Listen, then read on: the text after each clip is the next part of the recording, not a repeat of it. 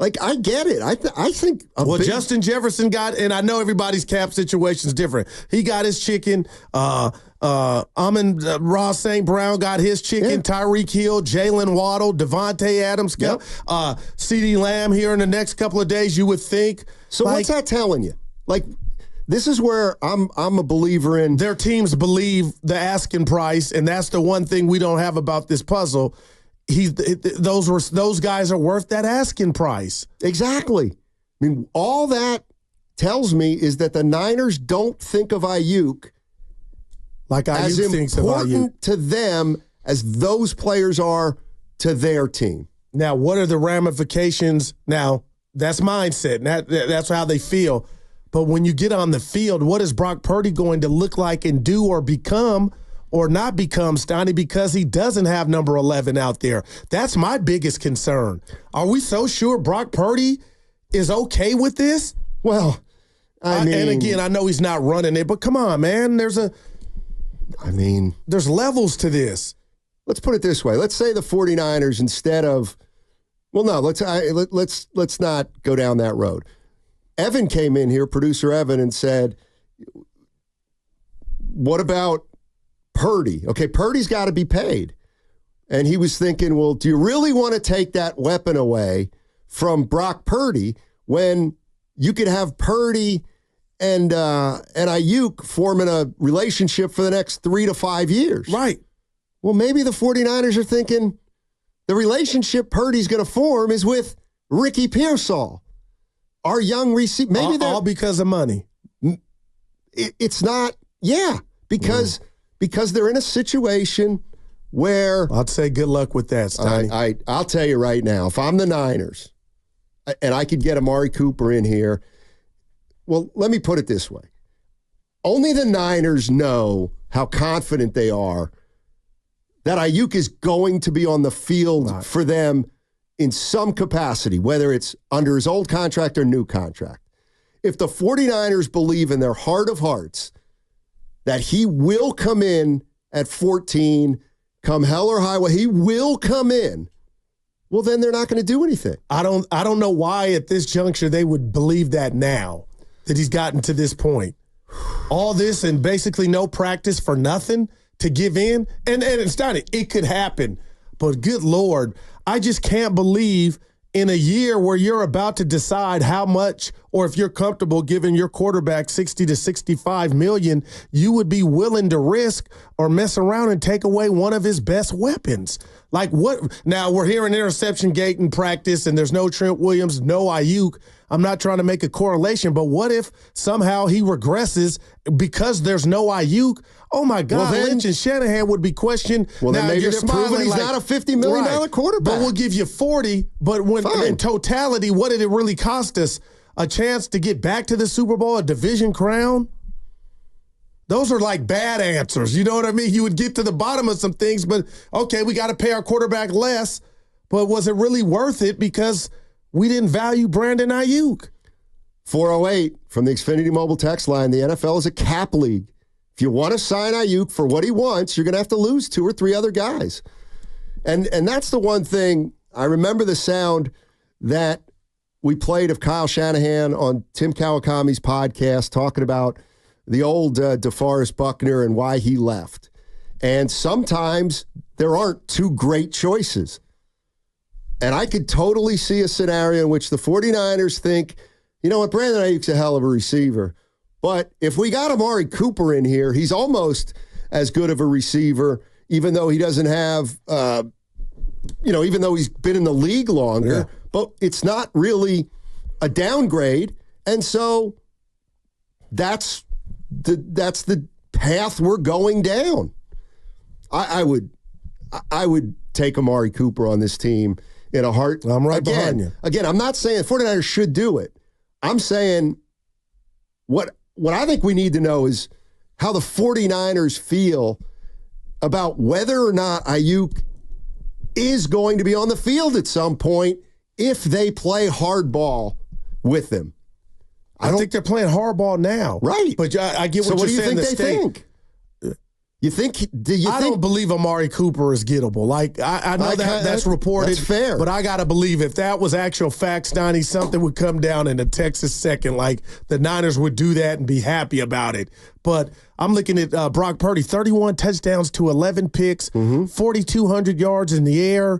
He looked the part. Why would you just want to, what I deem, weaken your passing attack when you do need it by letting Brandon Aiyuk, like you got a combination now for the next 5, you just said it, 5 to 7 years, Purdy to Aiyuk. Why would you go away from that for? Because if you go down that road, then it's just Purdy and Aiyuk. Because you know you're going to have to lose Debo at some point. And who knows about McCaffrey in 2 or 3 years? Who knows about Kittle? Exactly. Exactly. 888-957-9570 is the number. Let's go to Guy. Guy's in Brentwood. What's up, Guy? How you doing, man? Hey, how you doing today, fellas? Hey. Doing well. Well, last night I wanted to look at Brock Purdy's highlights. So I went in TV and I looked at Brock Purdy's highlights, and all the big catches were by Aiyuk. Yeah. It was amazing just going in watching Brock Purdy's highlights. Not only that, I have to mention about how much he fits into that system. And a lot of that was timing. There's more to it than catching a ball. There's timing involved. There's those routes involved that he runs. The ball placement to him, he was in the right place all the time. It was unbelievable. So I think he's worth it. Appreciate the call, Guy. Yeah. And I think a lot of fans feel that way. Worth what? Well, there we go. What's he worth? I went over the highest paid wide receivers right now. And again, you know, if he got Devontae Smith type of money, Steiny, that's kind of what group I put him in. But when you talk about A.J. Brown, Justin Jefferson, I'm like, St. Brown. I also think one of the things is if you're John Lynch and Kyle Shanahan, you know that in the next year or two, push is coming to shove with your salary structure. You know you can't pay everybody. So you look at the most important players on the team and you prioritize them. And maybe John Lynch says, all right, we got to pay Purdy because we think he's the real deal. Okay, we got to pay McCaffrey because we think he's the real deal. Debo's being paid, and we know what he can do.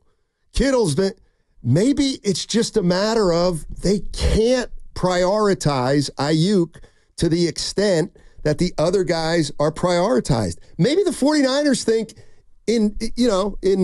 if they had to make a choice, they'd rather have Debo than Aiyuk. Yeah, and I assumed it was Aiyuk and Debo would get traded this offseason, and that's a point. You could be right. Maybe they are letting it be known. But, man, there's so many caveats to this whole puzzle that we don't know. And the one is, Steiny, I would like to know, what is Brandon asking for? Like, is it to the point to where obviously nothing's getting done? They're at a stalemate, and it may cost him his tenure here. But is it something so ridiculous to where the Niners are like, if we could tell the public, get ready because Brandon will not play a down for us this year, meaning for football. Like, I mean, that's where it's at today. But the Trent Williams one, just like what are the bookkeepers doing over there to where Trent, there's a snag and hold up with Trent? That makes me think, like, what's really going on? Well, according to Mike Silver, the 49ers knew that Trent Williams wasn't happy about his contract a long time ago. But doesn't that make it worse that they knew? But again, I think you're operating under the assumption that, just pay him. Just pay everybody. And they have to look down the road. And what's the sense of paying everybody if you know in a year you're going to have to dismantle everything? Well, they're not paying everybody right now. They have, but I'm just, again, no shade at Brandon. Steiny, Trent Williams is everything compared to Brandon Aiyuk to this year. Well, that's what we think. That's what we think. Oh, my, Steiny, this offensive line without him? I don't know. Oh, I do. Okay, well, what if Kyle Shanahan and Lynch don't believe that? But right now, there's not a scenario to where Trent – I know I'm going down. There's not a scenario to where this team can reach its goal, or better yet, win a division without Trent protecting his blind side. But this is where I think Kyle Shanahan explained it perfectly. What would be our number? The best case scenario for the 49ers is Trent Williams calls the Niners today and says, you know what? I made a mistake. I'm just going to come in. I'll just come in. That would be, but that's not happening. All right. Okay, that's not happening. So now you look at your salaries of your guys, and you're like, well, if we gotta give Trent Williams this, it's going to cost us that and that. And maybe there's a scenario in which, God forbid, I know people can't even conceive of it, you downgrade without Trent Williams, but you upgrade in other positions, and that becomes the best case scenario. Because to the Niners, paying Williams and just getting him in here isn't the best scenario, because it's going to make for way more problems down the road. Well, and why would I pay Brock Purdy down the road, which is next year, and I'm losing Trent Williams? Like, that would be scary as all outdoors. That would almost be like buying an expensive car with no car insurance. How long do you get 2 years, and that's why I don't think he's asking. I'll put 2 at the minimum. That's why I don't think he's trying to bring the house down. Here's the other thing. Well, we don't know. We have no idea. Well, I'll say this for that, Steiny. If he is, you better have something put away in another kitty, because you knew this was coming. What if they just don't have enough money? He's at the top of his game still. They don't have enough money for everybody. Well, then somebody else has to not get it, but it's not going to be my left tackle. Well, but who's playing at an all-pro level? But apparently it can't be Aiyuk either. Now that's different. Okay, well then you got to say goodbye to Aiyuk. And they may have. Exactly. But I mean, here's the other thing, that this is convincing me of something that I think people just assume is right. And I'm not saying, the Niners don't care. I'm not saying they don't care if they win it or not this year. Of course they want to win it this year. But I think a higher priority for the 49ers is they're looking at it as, we want to try to win it for the next 3 to 5 years. And what people don't understand is, if we acquiesce to Aiyuk and if we acquiesce to Williams, it is 1 year.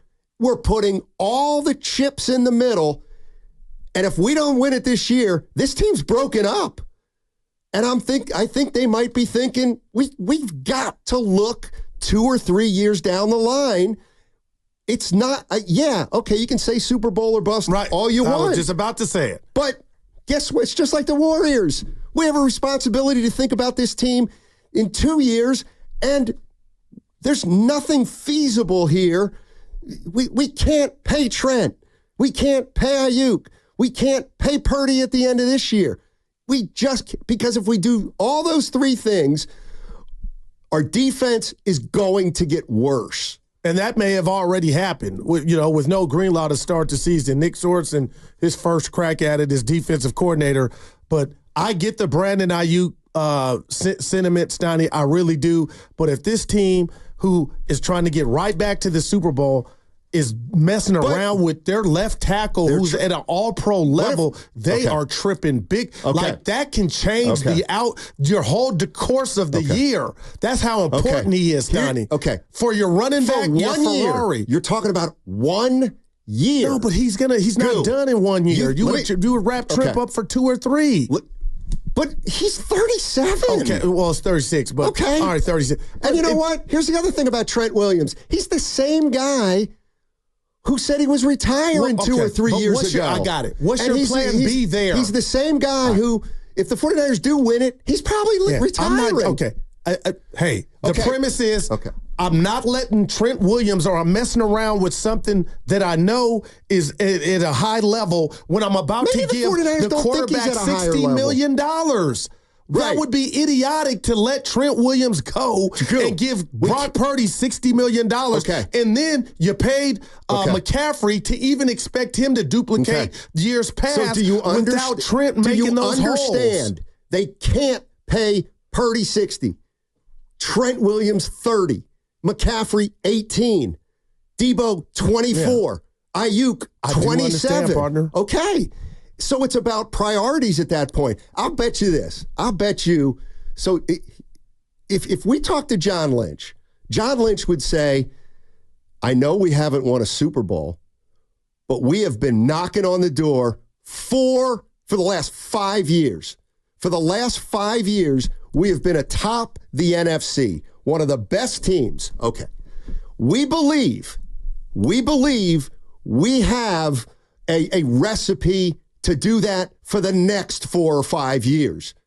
But this year, we're going to have to make some tough choices in order to continue to be the franchise we've been for 5 years. So I know you all are saying Super Bowl or bust, but sorry, we're more interested. We would rather